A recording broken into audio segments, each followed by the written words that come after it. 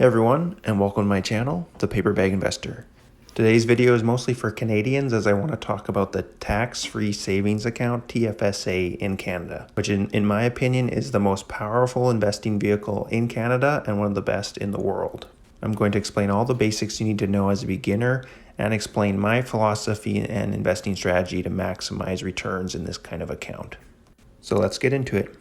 So the Canadian tax-free savings account, the TFSA, it really should be called a tax-free investing account because you can put a whole wide range of investments into the account of this sort, such as cash, GICs, bonds, stocks, and mutual funds. And the basic premise of a TFSA is that the money you put into the account you've already paid income taxes on, you've already paid your taxes on, but then as it grows in the TFSA account, you do not pay any more tax on that income.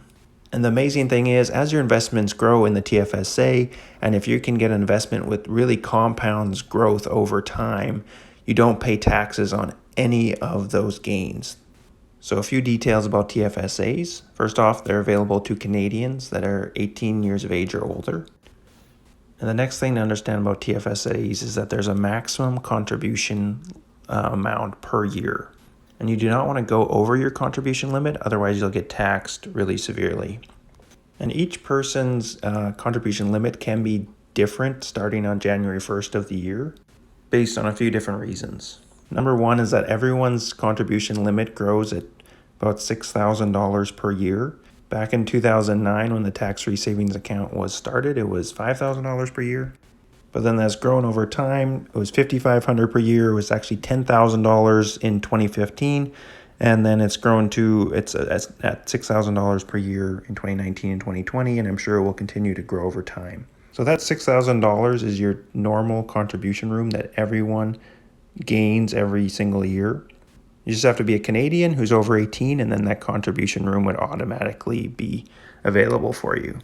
And if you don't use that contribution room in any given year, say you'd never open a tax-free savings account, but you were 18 years or older before 2009, then that contribution room would continue to stack up or sum up over those years. So actually in that case, if you would never use your contribution room, you would have, at the beginning of 2020, you'd have $69,500 of contribution room. So the point I'm making is that your contribution room keeps growing year over year, whether you use it or not. Of course, if you do use it and you put money into a tax-free savings account, then that contribution room is used up. But what's great about a tax-free savings account is then you can take money out of it at any time for any reason without paying any tax. It's almost just like a bank account that you can put money into, you leave it there, it grows over time, and then if you need that money, you can take some out and you don't pay tax on it. And if you take money out of your tax-free savings account, it actually gets added to your contribution room the following year, the amount you withdrew. So for example, say you have $100,000 in your tax-free savings account and you have $0 of contribution room, but you say you buy a house and you take $80,000 out of the tax-free savings account as a down payment on the house, then the next year you would actually have $80,000 of new contribution room that you could put back into the account, plus the $6,000 or whatever the annual increase in contribution room would be. So say the following year you had a windfall of money, you could actually put $86,000 back into the account. But in that same example, say you never had bought that house and you had $100,000 in your account and $0 of contribution room, then the next year you'd still have $100,000 in the account, and you just have the $6,000 of contribution room. And that's what's amazing about tax-free savings accounts is that they're very flexible. If you want to save for a down payment on a home or a car or a special vacation, you can put money into their account, save money, grow that money over time, and then when you need it, you can easily take it back out. And this is how I use the tax-free savings account to save for a down payment for my rental house, and then again for my house where I live. And now I'm trying to grow my tax-free savings account as large as possible so I could partly live off of the returns and eventually just fully live off the returns from it. If you guys are enjoying this video and you're getting value out of this video, please hit that thumbs up, that like button. It really helps me out. And hit that subscribe button as I'm going to continue to make content and videos that explain how to best invest in a tax-free savings account, stocks that I'm buying and have bought in a tax-free savings account, and really how to make you a better investor. So please hit that subscribe button if you're finding this valuable. Another thing to note with tax-free savings accounts is the difference between transfers between tax-free savings accounts and then withdrawals and deposits. So if you have more than one tax-free savings account, you can transfer funds between them, and this doesn't affect your contribution room at all, as long as the transfer is done directly between the tax-free savings accounts. Transferring usually means you have to fill out a form or two, and it can take longer than just withdrawing and depositing, but it's a great way to move money between accounts without disrupting your contribution room at all. But it's different if you withdraw money from tax-free savings account and then deposit it again into a separate tax-free savings account. It's considered a separate contribution, not a transfer.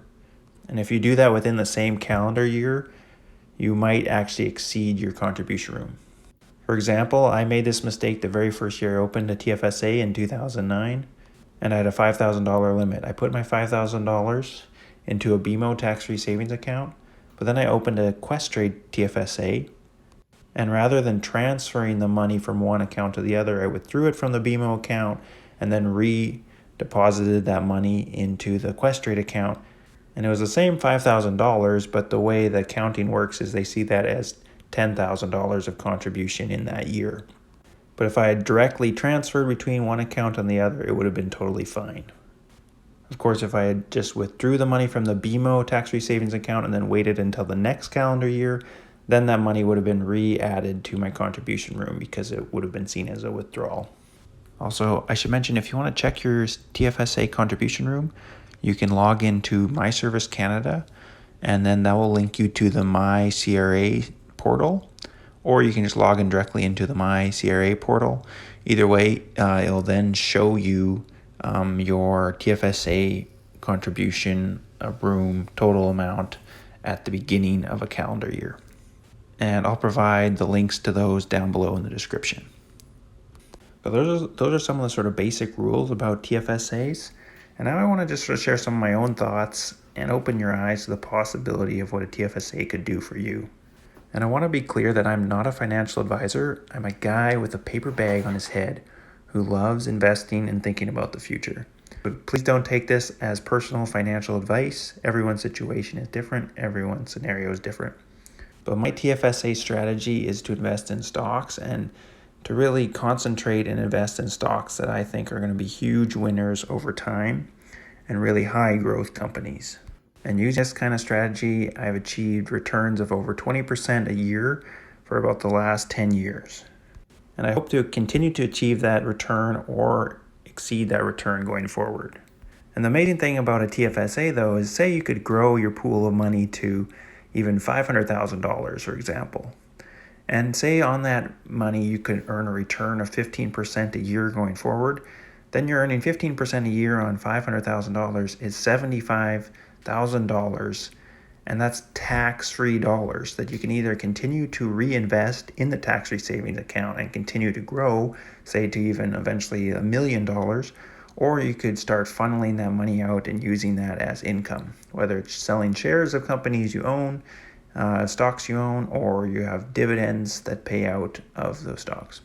And the mind-boggling thing is you don't pay tax. It's tax-free. Even if you buy U.S. securities or stocks, you still do not pay capital gains on those investments and on those returns. One thing to note is if you're buying U.S. securities and you're collecting dividends from those, you do pay a withholding tax that the U.S. government would take that automatically would come out of the dividend. You don't even see it, and you don't even need to include it in your taxes. In this channel, I'm going to be detailing companies that I'm buying, have bought, and I'm watching and giving my reasoning for why they're a buy or not. So again, thank you so much for watching. I'm the Paper Bag Investor. If you like this video, please hit that like button to show your support. And if you found this valuable and you want more content about how to be an investor, how to be a better investor, how to make money in a tax-free savings account, and how to invest as a Canadian in the best way possible, please hit that subscribe button so I can continue to learn and get my latest videos. You can also follow me on Twitter with the handle @PaperBagInvest. Thank you so much for watching. You guys are awesome. Cheers.